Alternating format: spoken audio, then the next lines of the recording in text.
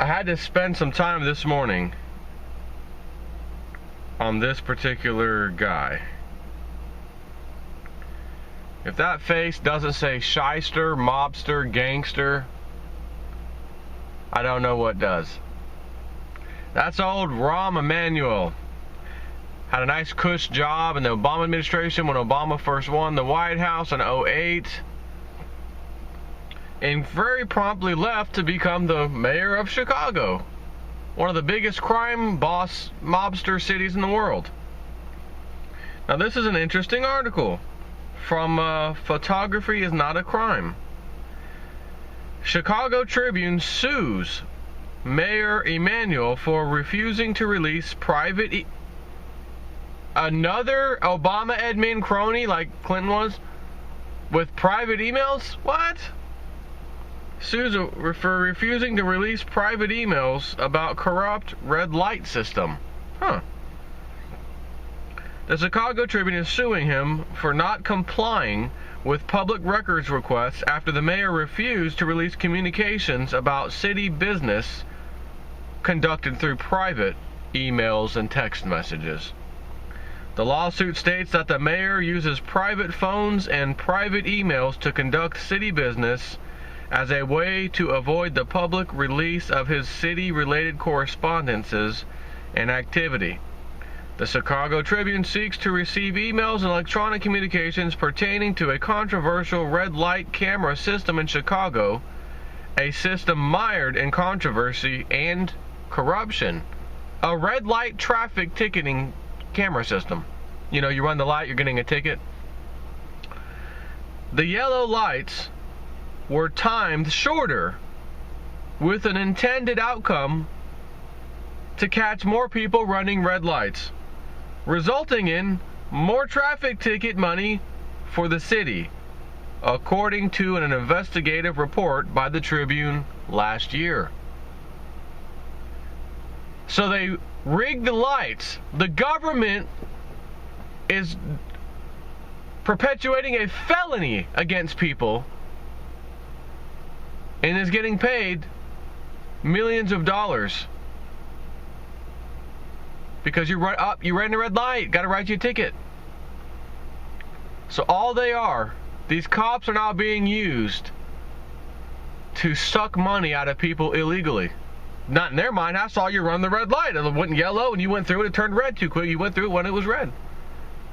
Oh, but we find out that the light system itself is being programmatically, geez, can't even talk this morning, to shorten the normal cycle timer of the yellow light. So it's green, yellow, red, green, yellow, red. Oh, you ran a red light. City officials boasted the red light system would make intersections and driving safer, but an uptick in injury-related crashes occurred as a result of the red light system because of the shorter duration of yellow lights. Because of these crashes, 50 of the cameras were removed at 25 different intersections within the city. Redflex Traffic Systems was the vendor that created the system, along with former Chicago city official John Bills. It was quickly discovered that Bills and Redflex CEO David Kidwell were involved in a $2 million bribery scheme to implement the red light system in Chicago. Kidwell and Bills were both relieved of their duties. Oh, tough crime there. Why not? Why wasn't anyone handcuffs, prison, jail, nothing? No. Oh, no. You just relieved of your duty.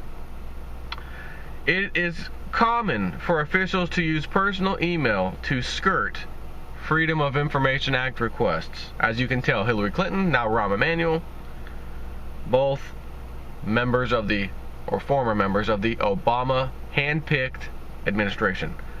Recently, Phyllis Wise, who is the chancellor of the University of Illinois, used personal emails to avoid Freedom of Information Act requests as well. The chancellor has since resigned from the university. Additionally, it was brought to light that Hillary Clinton used private emails to conduct official government business, too. This is the second time, by the way, the Chicago Tribune has sued Mayor Emanuel. In June 2015, there's a suit that was filed regarding the non-disclosure of emails of a multi-million-dollar, no-bid Chicago Public Schools contract, and that suit is still pending. According to the Chicago Tribune editor, Gerald Kern, or maybe that's Gerald, that's spelled weird, Kern, we are seeking the release of public records on matters of great interest to the citizens, but the city refuses to divulge them. Regrettably, the city's denial is part of a pattern of resistance to releasing public documents covered by the Illinois Freedom of Information Act. We are compelled, therefore, to go to court for the second time in 3 months to force the city's compliance. But Mayor Emanuel said he has done nothing wrong. Quote, "We always comply and work through all of the Freedom of Information requests in the most responsible way possible. I have a practice that my political and personal stays on my private email, and city business is on the government, and that's the way I operate." End quote. Written communications by government officials relating to city or government business are subject to Freedom of Information Act requests, including electronic communications. The Freedom of Information Act requests are open for everyone to use. Anyone can request public records from city and government officials. You don't have to be the media. You don't have to be a corporate hotshot. You can just be you and request it. Making a Freedom of Information Act request is as simple as sending a formal email or letter to the public information officer of a city or government entity. Requests can even be made in person. If a government or city entity violates your records request, you, the citizen, have every right to take legal action against the violating party. In this day and age, there is a constant need for transparency within the bodies that spend our tax dollars and make important decisions regarding our everyday lives. Strongly agree. Strongly agree on that one. You're spending our money, not just spending it, wasting it. It's just about time for a new window. I gotta play with that one over there. Come on. You can do it. You can do it. Yes! It is up all the way. See that old J-Step 4? Driving an old ex-police car, windows all messed up. Car's paid for. Car is paid for. Not going out buying a new car, Mr. Hotshot. No. No, I think those days are over. Unless somehow I hit it big.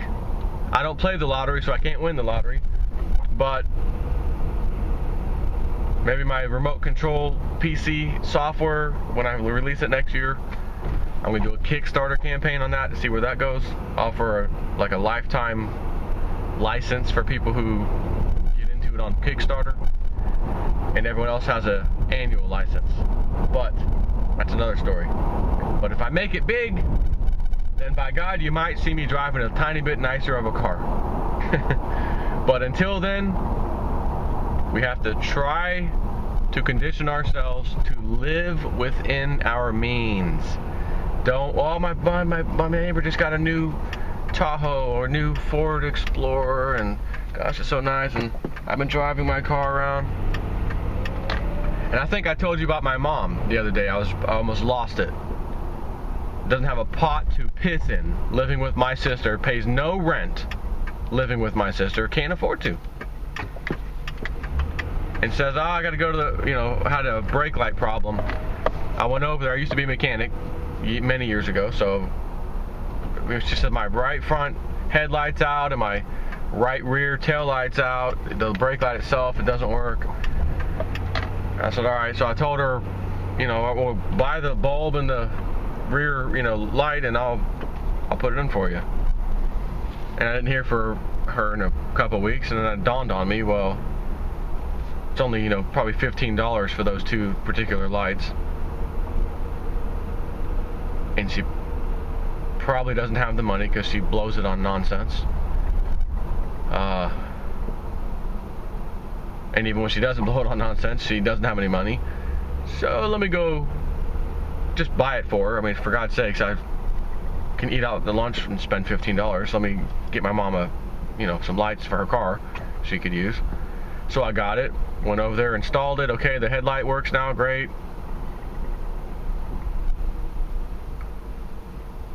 But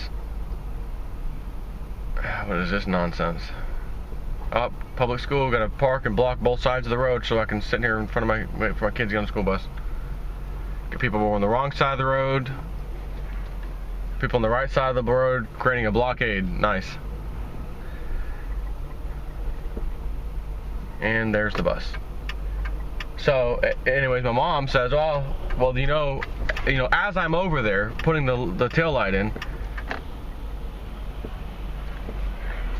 oh yeah, I got a letter a while back. There's been a recall on this car, and it has to do with the brake lights not working. You don't say.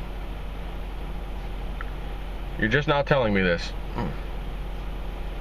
So I put it back together. The light was hanging out of the back, when I put the new lights in the assembly or whatever, and it didn't come on once they hit the brakes. So I'm like, well, it must be that issue with the recall. So she takes it to the dealer. I go home. She calls me a little while later. I'm at the dealer right now. I just left, actually. They checked it. Everything was working fine. Whatever you did fixed it. The back light's working now. I said, really? Thinking maybe did it start working when I mounted it to the car? But I was like, no, they don't usually ground the light to the body of the car like that. There's usually a ground wire in there that's, whatever. So, hey, it's working great, So she said, listen, I want to talk to you for a second. I want to ask you something. Are you going to be home? Yeah, I'm here. All right, I'm going to stop by now. So I thought, I wasn't sure. I almost thought at the time, because we're talking about moving out of the house, renting a place, and the one house we were looking at happens to be my sister's neighborhood. And I thought maybe she was going to ask, like, can I move in the additional bedroom, or at least sometime live here and just to get a break from your sister, because my sister can get on her case, and probably most all the time has a legitimate reason to get on my mom's case. But nonetheless, maybe she wants some time away from that and come over to our house. I didn't know what she was going to ask. I thought that's what it was going to be. Well, it wasn't. She comes over.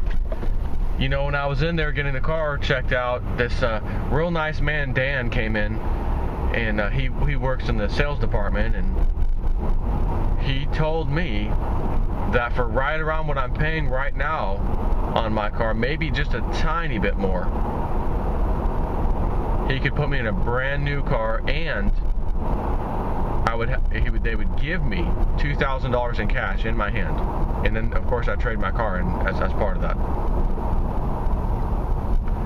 Now imagine if a homeless person came to you and said that. Would you think they're crazy? Would you think they're out of their mind? You're homeless. How do you afford this? And my mom's not homeless. But if my sister wasn't alive, well, she'd probably be living with me. And if I wasn't alive, then what? Not both of them, but my mom would be homeless on the street. She'd probably have to go move in with her mother, who's in her 80s. She would be in deep trouble. So picture that. You're my mom, living with my daughter. I have no money hardly ever. I do this very, very minimal part-time work doing inventory and retail, like restocking stuff from some of these vendors. She just works with different vendors. They send her work duty for the week. Okay, stop at this store and put this on display. They ship her the item, so she has it in her trunk. I'll put these items on display and take these off, and that's all. That's what she does. Not a whole lot of hours there. And the hourly isn't, of course, great either, because it's, again, anybody can do that kind of job. It's not like some kind of high-paying job or even normal, mediocre-paying job. And, Mom, how many hours? I got 15 hours this week. Okay, you still have a $250 car payment and insurance, etc. So think about that, and then how would you react, or what would your body, how would you feel? Would your face start steaming red? Would you start sweating profusely if you heard that individual come to you and say that they were thinking about getting a brand new car, when there is no chance that they should be doing that? I mean, like, you should be trying to pay what car you have off so you can have an additional $250 a month. And since you hardly make any money now with your crappy hours, that $250 becomes pretty nice to have in your possession. Mom, how many more months or whatever do you have left before the car's paid off? I think March or April of this coming year it'll be paid off. So this was last month. October, November, December, January, February, March. Mom, your car might be paid off in 5 months? Yeah, I think so. Now, at that point, I'm really holding it in. Holding it in as best as I can, because I don't want to scream at my mom. I don't want to do it. And I'm thinking to myself, now I know why my sister is on her case all the time. Andrea, I understand. Andrea, I understand. That's what I was thinking in my mind. Okay, so now that you understand, don't scream at her. Just keep it cool, keep it calm, and see how this goes. I'm going to try something new. My body, everything in me is telling me to flip out. Don't do it. Just talk as if she didn't even say that. Advise her it's just not a good idea. Like that. Like it is a hardly meaningful conversation.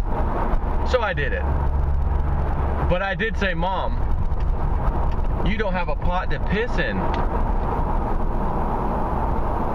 You can't even be thinking about any new... Yeah, but I really don't like that car anymore. And now at that point, when I heard that response, I started shaking a little bit and then got myself under control. Like, okay, no, I'm not going to do it. I won't scream.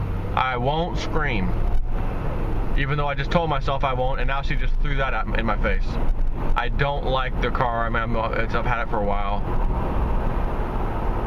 Is there problems with the car? I mean, now that the brake light and the headlights I've replaced, is there like any real issues with the car? No. Runs fine? Yeah. I mean, I need an oil change, but I'm going to get that done next week. Yeah, no problem. Okay. Mom, if you're going to pay off the car in a matter of months, just a few months, would you rather have $250 a month in your pocket? And know, although I didn't say this part, and also know that they can't come repossess your car should you not make the payment, because you don't have a 5, 6, or 7 year new loan to deal with. Would you rather have $250 in your pocket every month, addition, rather than it coming out? Well, yeah, sure. Then you're going to keep your car. You're not going to talk to Dan. You're not going to go back there. You're not going to return his calls. You're going to pay this car off in the next few months. And you will have $250 a month now in your possession, which will help greatly since you hardly get any hours at work. Okay. Alright, yeah, I just thought I'd run that by you, see what you thought. I'm thinking, you needed to run that. Do you need to run that by anybody? Do you really need to run that by anybody? And then it dawned on me, it was days later, I was actually talking to Pastor Dowell. And it hit me then. I remember, oh my God, I remember something my mom said a few years back when she first moved in with my sister. And it might have been around the time where she moved out for a year and then moved back in a year later. And I told her then, don't move out because you're going to blow through this little money you got from the university where she used to work, a little severance pay or something because they let her go. And you're going to blow through that paying rent to some entity, whatever apartment complex you go to. You're not going to be able to afford it. Your money will go away. You'll come back to Andrea's with nothing, when you could have $10,000 or so that you can live off of right now and have like as a little nest egg. Nope, I got to get out of here. And I thought that's when she said, I refuse to live in poverty. Just like that. I refuse to live in poverty. I think it was that at that point she said that. You refuse. I thought to myself, you don't have a choice. You don't have a choice. I don't want a sit-down job anymore. I've done that all my life. I'm tired of sitting down typing. I can't do that. I like my job now where I go around. It's kind of at my leisure, my schedule, where I can go restock stuff and put stuff on display and take it down. But how many hours? Oh, I got 12 hours last week. Mom, who can live off of 12 hours, especially when it's low wages to begin with? You're driving your car to each of these locations, which they're not exactly far, but they're within this area of Brandon, Florida. So you're using your gas to drive there, so there's an expense. You're using gas every single day to go to some new location. I mean, I guess it's kind of like going to work every day, but still, it's not the same location. It's different. You're driving all over the place. You might drive to this location today, go to another one the same day, go to a third one later on that day. So you're driving. That's an expense, but if you were getting 30 plus hours a week, maybe, it really wouldn't matter too much anyways at that point, would it? But you're not, and you're getting crap for hours.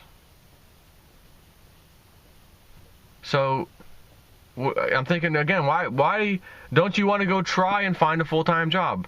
Whenever in my life, which hasn't been too many times, I've been at this company for like 11 years, but prior to that, you know, I worked at a wireless, long-range, outside wireless internet place for maybe a year and a half.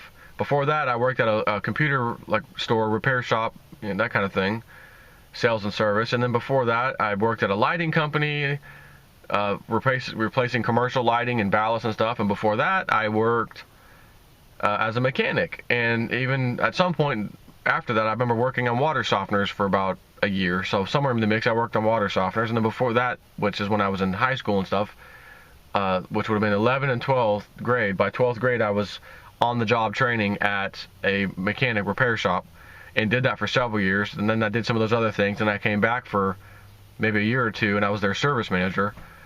But anyways, my point of telling you all this is whenever I was like, okay, I think it's time to, you know, move on or whatever, if I saw the writing on the wall, I was immediately looking for a job. If I landed a job, but it wasn't the job that I liked or wanted, I understood I got to have a job. You got bills to pay, you got, you know, people to take care of. In that case, you know, I met my wife and stuff, so we got to, you know, I can't just say, oh, I don't like that kind of job, and, you know, I don't want to stand up, or I like standing up, and no, I got to have a job.